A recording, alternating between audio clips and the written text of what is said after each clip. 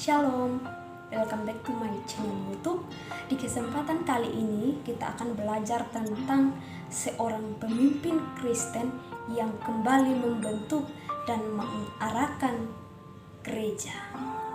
Nah, teman-teman, kita akan belajar apa sih pemimpin atau seorang pemimpin Kristen itu. Jadi seseorang pemimpin Kristen adalah seseorang yang mendapat kapasitas dan tanggung jawab dari Allah untuk memberi pengaruh kepada kelompok atau umat Allah tertentu untuk menjalankan kehendak Allah. Nah, kita akan belajar tentang wawasan kepemimpinan dalam gereja Kristen. Yang pertama ialah kita harus mengetahui gereja ini dibentuk oleh misi Allah, bukan oleh agenda pertumbuhan atau jumlah yang mementingkan diri sendiri ataupun ketertutupan yang defensif. Dengan kata lain, pertumbuhan adalah sebuah hasil dan seharusnya tidak menjadi fokus utama seorang pemimpin. Tetapi pada saat yang sama, tidak adanya pertumbuhan justru memunculkan pertanyaan mengenai kesetiaan gereja dalam menjalankan panggilannya. Dan yang kedua ialah gereja sendiri mendefinisikan misinya dalam kaitannya dengan Allah Tritunggal. Gereja mengakui keterkaitannya dengan setiap pribadi Allah dalam mengerjakan keselamatan dan dalam kehidupannya.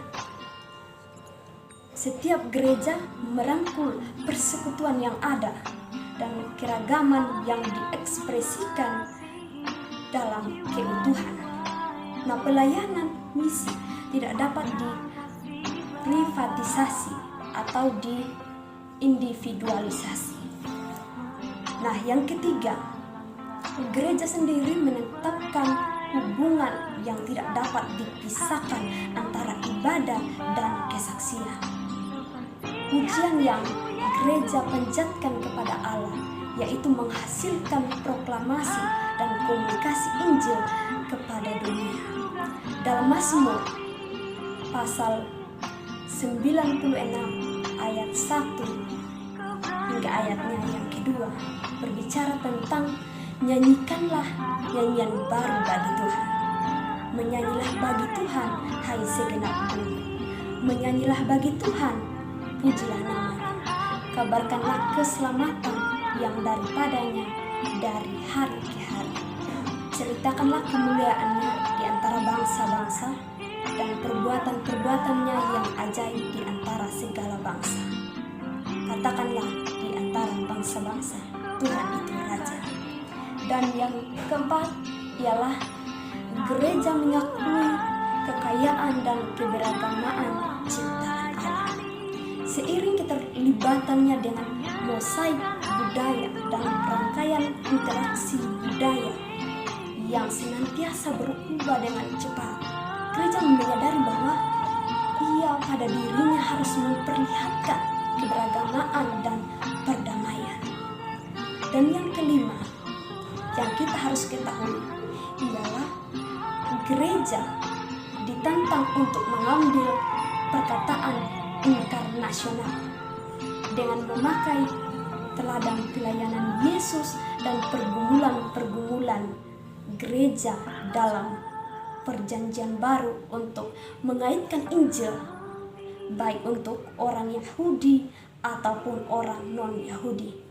Nah, gereja masa kini sebaiknya tidak menyingkirkan para peneliti dan konteks budaya mereka. Tetapi sebaliknya, gereja seharusnya menyerap konteks budaya tersebut untuk mempelajari nilai-nilai dan cita-citanya agar dapat menghubungkan Injil dengan budaya yang ada secara efektif. Dengan demikian, mereka yang terlibat dalam pelayanan misi atau seorang pemimpin gereja yang terlibat dalam pelayanan misi tersebut akan memperoleh pemahaman yang segar tentang Injil dan akan kembali menghadapi berbagai tantangan Injil di kehidupan mereka. Dan yang terakhir, kita akan belajar tentang bagaimana gereja harus menjangkau dengan sikap kasih yang tanpa syarat. Nah, gereja tidak harus atau tidak hanya menjangkau orang-orang yang dimanapun mereka berada, tetapi juga menerima mereka sebagaimana adanya mereka. Jadi di sini ada pesan, jadilah seorang pemimpin gereja yang dalam memahami panggilan Allah.